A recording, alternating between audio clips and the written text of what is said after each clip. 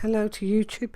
I'd like to discuss some findings on the subject of the Grenfell Tower block fire.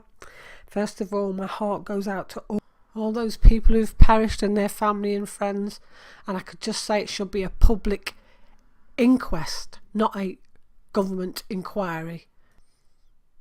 Families need to be able to demand answers from those responsible.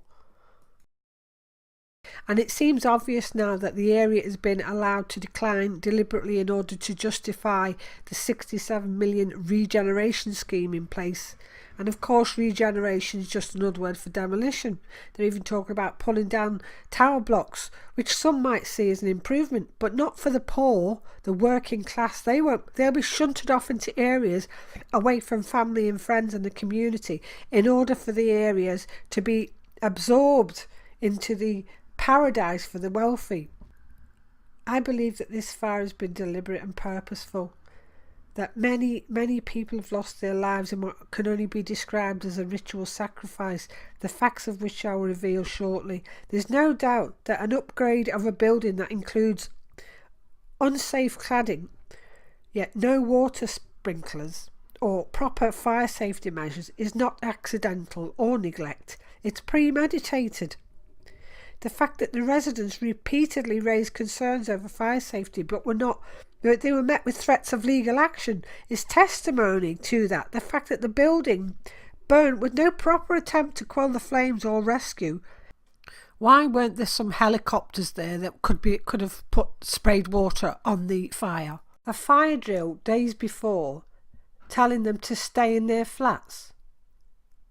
And recommendations for water sprinklers in high-rise blocks by the fire department has been sat on by the government for years.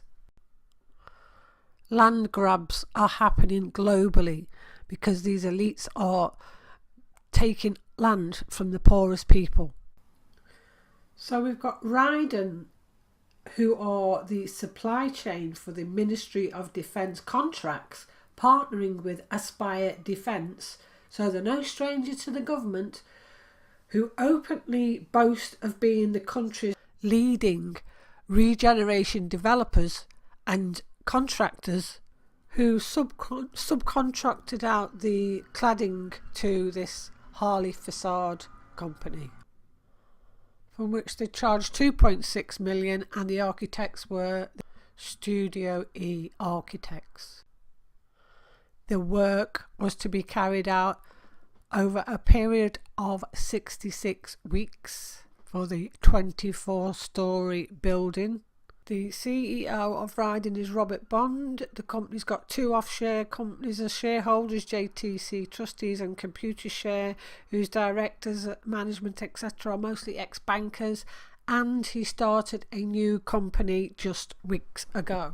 For those of you who watched my last video, I mentioned that when a significant event happens, that anything that gets worldwide attention, I always look at the online Shabbat, which is the Ashkenazi Jewish practices and studies, etc. But on this day, on the day of the fire in the Jewish history, it talked of the martyrs of Blois, B-L-O-I-S. Blois is in France, and on that day, they commemorate 30 Jews being burned publicly by the Christians. And lo and behold, what does the mainstream media say today? The police claiming 30 people have died. Now, we all know there's going to be hundreds of people have died, so the reason they're giving these figures, I believe, is to do with this ritual. So the writings in the Chabad for that day of the fire are quite extraordinary when you think what happened. Daily study, Numbers chapter 15 talks of making a fire offering, a burnt offering or a sacrifice. Psalm chapter 97, fire will go before him and consume his foes and mountains and melting like wax. Chapter 102, for my days have vanished with smoke, my bones dried up as hearth, as in H-E-A-R-T-H.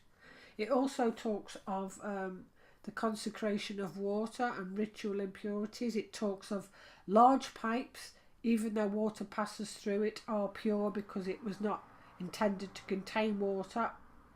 It talks of a container sealed, closed in a building where a corpse is located. It talks of basically the origins of Keelim, which is the Talmud cites anything that cannot be placed in fire should be passed through water. So certain things have to be ritually immersed in water.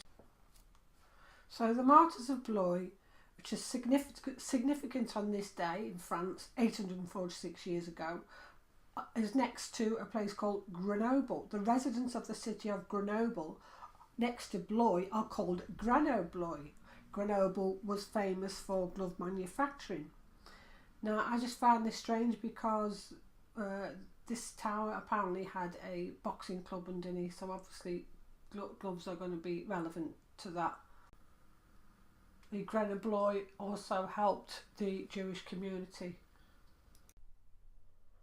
How can it be a coincidence that the day of this ritual sacrifice by fire commemorating the death of 30 Jews now transpires to be the exact same number claimed to have died in this fire? How is it possible that only 30 people died? Where are all the survivors? It's clear to see that something is badly wrong. And I think I'll leave a link to a petition which is demanding that there be a public inquest rather than a inquiry, which would leave them behind closed doors. It needs to be public for the sake of the victims' families, who need to be able to question those involved, because as far as I'm concerned, this was premeditated. And my heart goes out to them poor souls. So I'm Annie Logical. Take care and I'll catch you soon.